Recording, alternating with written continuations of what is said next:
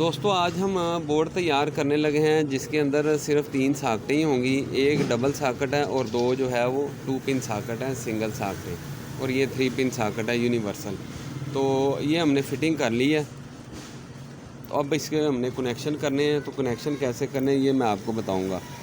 ये जो ये साकट के जो हैं वो 2 पॉइंट हैं, उनके उसकी जो है वो एक न्यूट्रल एक फेस है।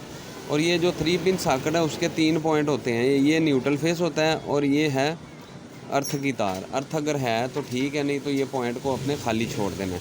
तो सबसे पहले हम जो है कनेक्शन करते हैं। तो सबसे पहले हम न्यूट्रल की तार लगाते हैं।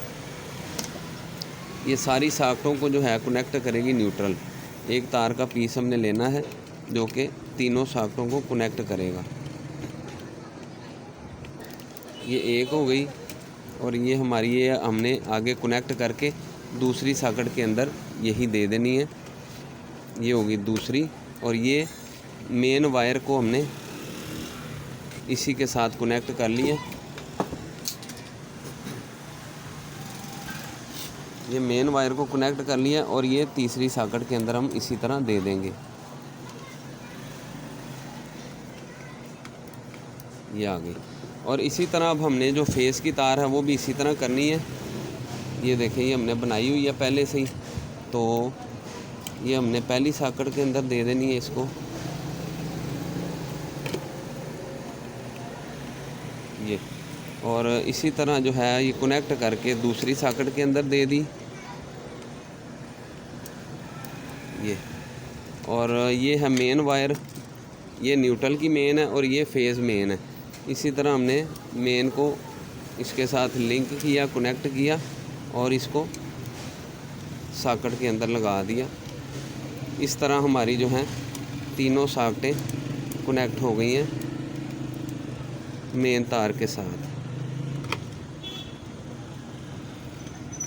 ये देखें, इस तरह आपने इसके कनेक्शन करने हैं। ये देखें,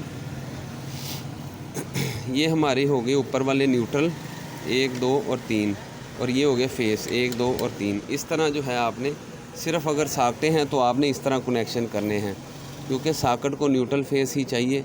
अगर स्विच नहीं है तो फिर इसी तरह आपने डायरेक्ट इसको करना है। ये हमारी आ गई मेन न्यूट्रल फेस और ये हमारी बाकी वायरिंग होगी। इस तरह जो है वायरिंग आप कर सकते हैं। अब हम इसको लगा देंगे बोर्ड, और हमारा